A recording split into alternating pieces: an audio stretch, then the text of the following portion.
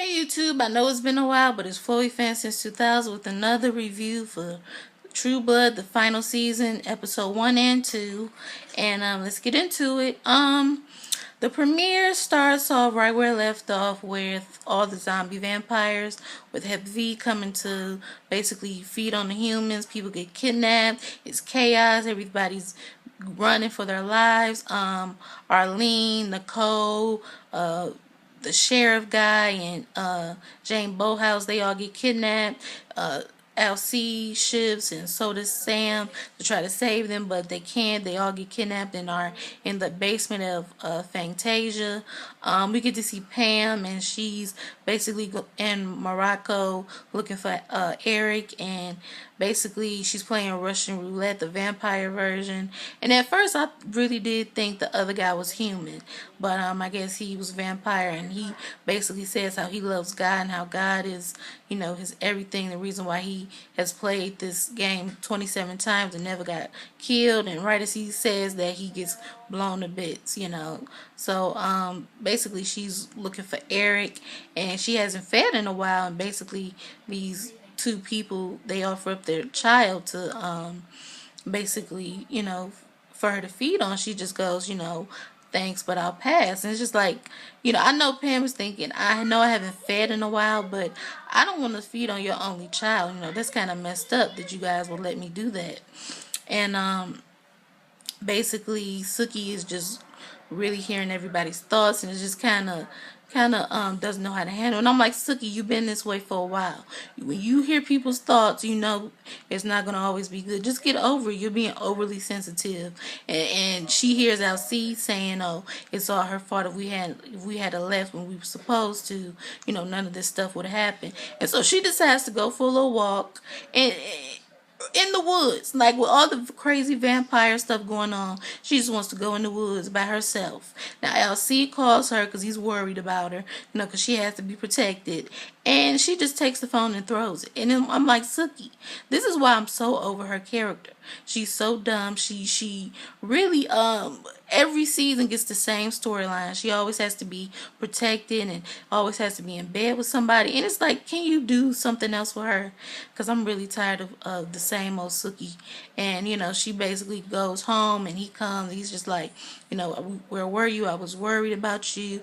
She says, I read your thoughts, and I know I'm not anybody's favorite person, but I never would have thought you would have been thinking that about me. And he basically goes, you can't judge me, don't read my thoughts, because sometimes I just think things, don't take it that way. He was like, I love you, I want to be with you. And she was just like, you're not telling me anything I don't know.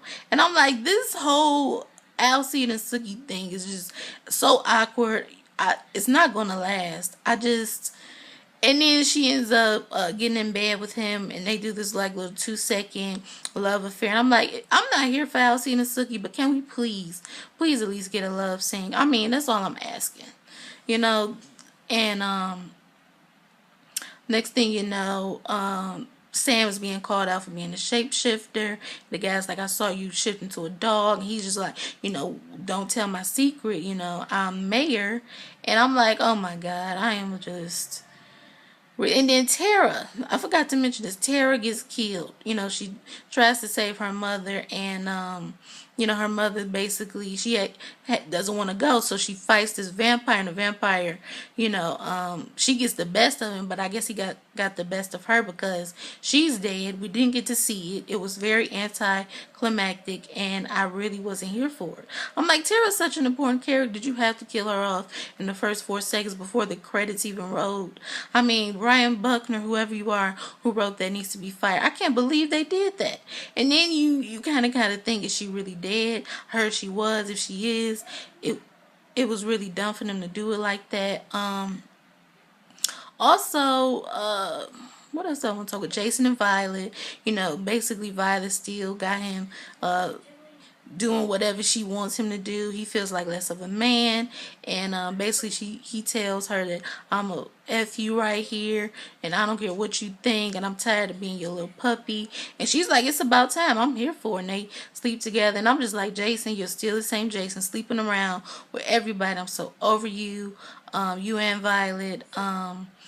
and we find out Lafayette has a new boo, and I guess he's not a new character, or he's not. Yeah, he's not a new character. He is actually supposed to be James from last season. Some reason the other actor got a little offended by playing a gay role and didn't want to do it, didn't like the direction they were going with his character, and I don't blame him. Like, I would have never went that way with James' character. Bringing in a new character for Lala to sleep with, yes, but it doesn't have to be James. Like, James and Jessica need to be together. But anyway, he's the new James, and he tells the story to Lala about how he was gay, and got ridiculed and beat down. But then in that same night, his best friend died. His father beat him down, and in that same night, he ended up getting turned into a vampire. And basically, you see him and Lala kind of flirt, and it's just like, oh, new, good for you, Lala. I love James. I really think he's cute. I like the new guy who's playing him. I still like the old one, but the new guy, he was Ethan on General Hospital. If you're so buff. But anyway, yeah, he's a good addition. Adeline and Jessica have this moment where she's trying to protect her from this heavy vampire, and I thought this was drug out way too much. Just kind of, it didn't really, it was kind of confusing. I'm like, why can't she just invite you in, Jessica? You save her, and it's the end of that scene. It was kind of drawn. It was too long. It was like, it was confusing to me. Like, I didn't understand, that she hadn't fed and that she was afraid that she was gonna, kill her like she did her sisters. But anyway, she invites her in, and she hides in the attic, and the guy burns up to death, and that was the end of that scene. And Bill and Andy go out and try to find these people who were kidnapped, and I thought that was nice. I really am here for Bill. I hope him and Sookie get back together. And that was basically the premiere. Also want to do the second episode called I Found You. It starts off hot and sexy. We see Eric, and we see that he has a visit by Jason. And when I saw this, I was like, is it a flashback? At first, I didn't even recognize Eric. I was like, is that him? And then it was. And then him and Jason have this moment where he's just like, I thought we had something between us. And I thought, blah, blah, blah, blah, blah, blah. And they end up sleeping together. And I was going crazy. I heard they were going to have a dream sequence with Jason and Eric in the season finale of last year, but it didn't happen, and so I'm happy it happened in this episode. I absolutely was here for it. It was just so sexy, and it was just so crazy. I mean, he was just kissing them, and he was hitting it from the back. Jason was on his back. Eric was grabbing him from behind, giving him a kiss, and it was just a hot love scene. I must admit, I was here for it. And then, Jason wakes up in the church like, oh my God, I'm hard and I'm straight. Like, am I even straight anymore? I keep having these erotic dreams. Last year was about Ben. This year is about, Eric. And, Eric is smoking hot. So, I know he was just like, wow. Then we get to see, Sookie, Alcee, Andy and Sam go and try to help and find these people who were kidnapped. And Sookie tells them about the body she stumbled upon. She was in the woods, and that she wants to find out what happened to her and her family. So they go to her house, and it's deserted. The town is deserted. Everybody was killed or kidnapped. They go, and Jason eats the old pizza to try to figure out how long they've been gone. And I was just like, Jason, old pizza you eating. But anyway, Sookie reads the diary, and she finds out that she fell in love with the vampire. And she has this really nice flashback of her and Bill when Bill first took her to Fantasia. And basically, they show her when she got ready. And she was just kind of thinking about Bill. And Alcee was just like, oh, she fell for a vampire. Wouldn't be my first choice. And she's reading it, and she's just so sad, but still thinking about Bill. And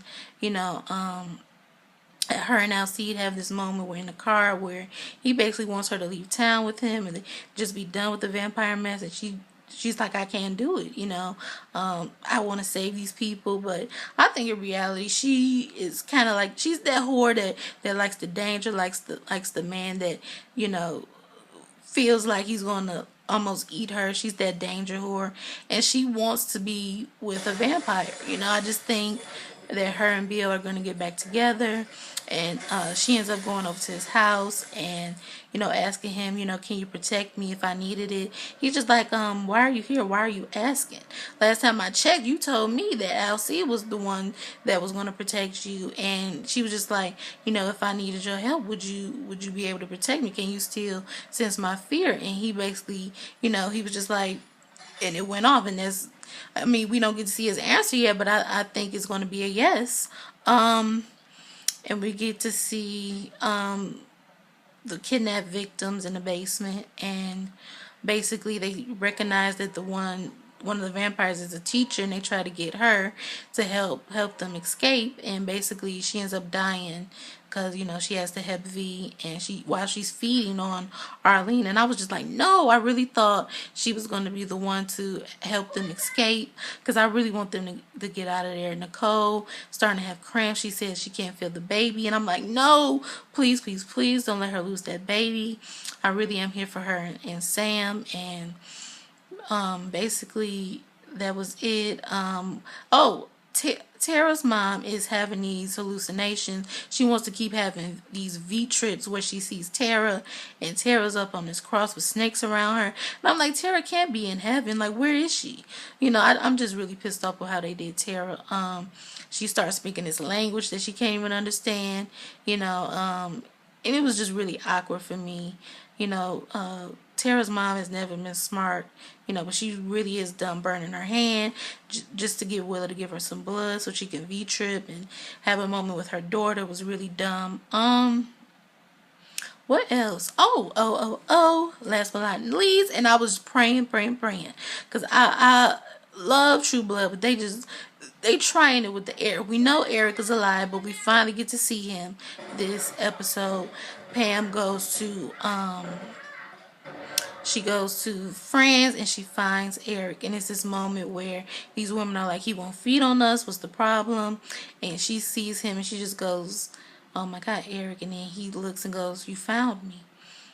And that was it. That was the end of the episode, and I was here for it. I love this episode. The season 2 really brought me back, because I was a little disappointed with the premiere, but this episode was everything.